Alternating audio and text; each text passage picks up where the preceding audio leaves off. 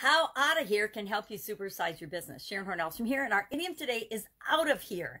Now, out of here is one of those modern, it's actually an African-American modern expression to mean goodbye, I'm going, I am leaving, I'm out of here. It can also be used to express disbelief. So if somebody says, get out of here, you're kidding me, that can't possibly be true.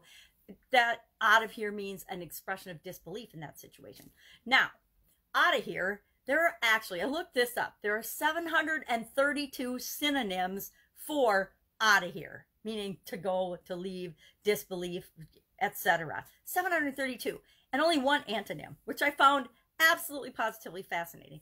Could not find, and I dug for the actual first use of or origin of this idiom. I think that it's been so commonly used.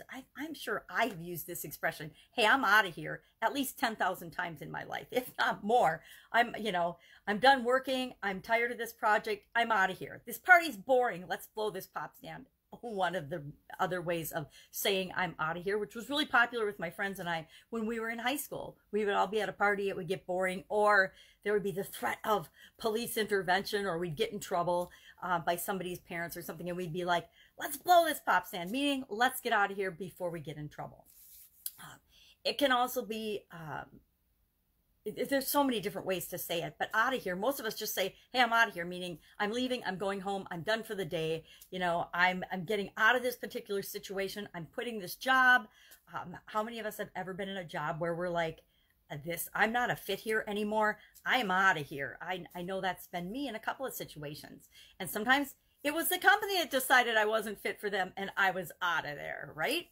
So how do you use this? How do you use this leaving, separation, stopping doing something, or disbelief in favor, in your business's favor, so that you can grow and build the business and the organization that you want to build? Well, a couple of ways. One of the ways I deal with,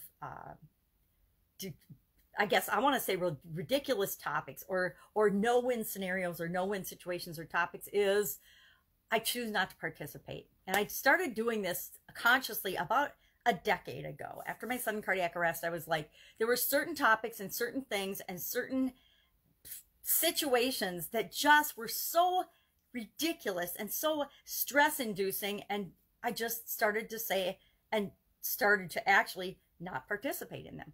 Family drama, for example. I don't know about your family, but my family has some drama every once in a while. And I am from a family of all sisters, all girls. And once in a while, one of them will try to get the rest of us all involved in their drama or one of the other's drama.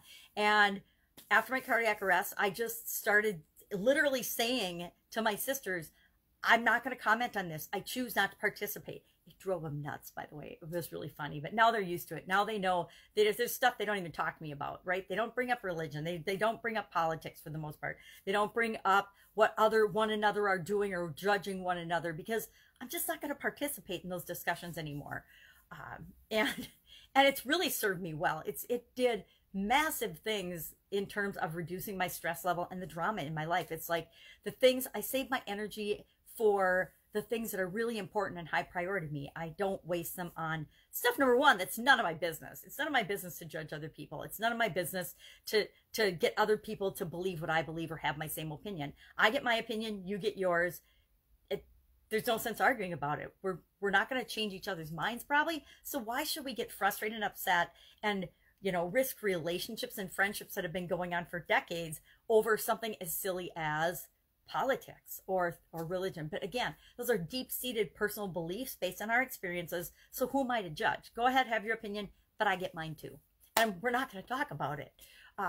So one way to increase the culture and make sure you have the culture that you want in your organization is maybe you, like me, choose not to participate in certain topics and certain issues at the workplace and in your business. Hey, we just don't even, everybody gets their opinion. We don't even discuss it. We don't even talk about it.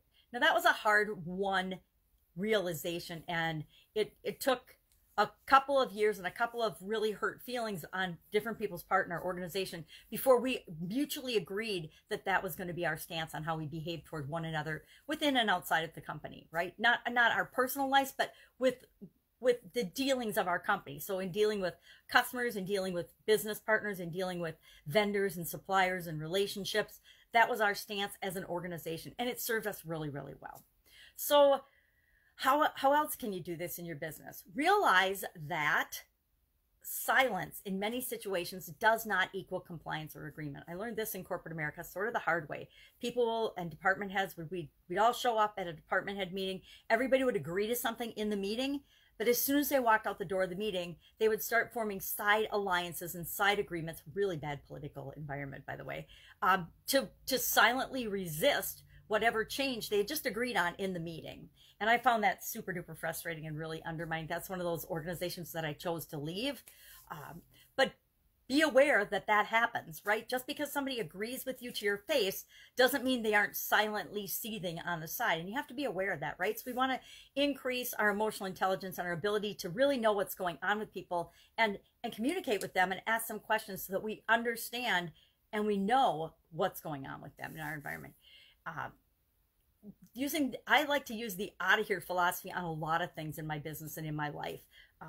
If something feels bad to me or doesn't serve me in my business or my life, I'm going to find ways to eliminate that from my life. Whether it's a food that I happen to love, but it's super duper bad for me and gives me a bad body reaction, I'm going to eliminate that as much as I have loved and enjoyed that food throughout my life, except sea salt caramels. Those are staying no matter what.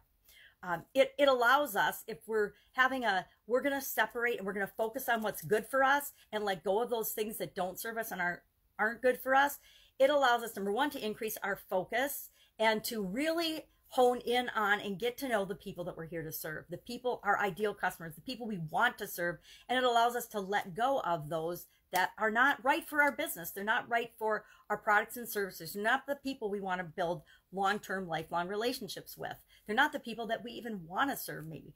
So it allows us to focus in and hone in on the people we want to be working with and let go of the rest. Same with different situations, different projects, different maybe team members that don't fit any longer. As businesses grow and evolve and change, there's always some people that love the way it was in the beginning or love the way it was before and just cannot seem to bring themselves to changing along and growing along with the organization. Some people are like that. And sometimes there will be a separation of people and partners and things as your business grows, or they find a different role in the organization than what they originally did.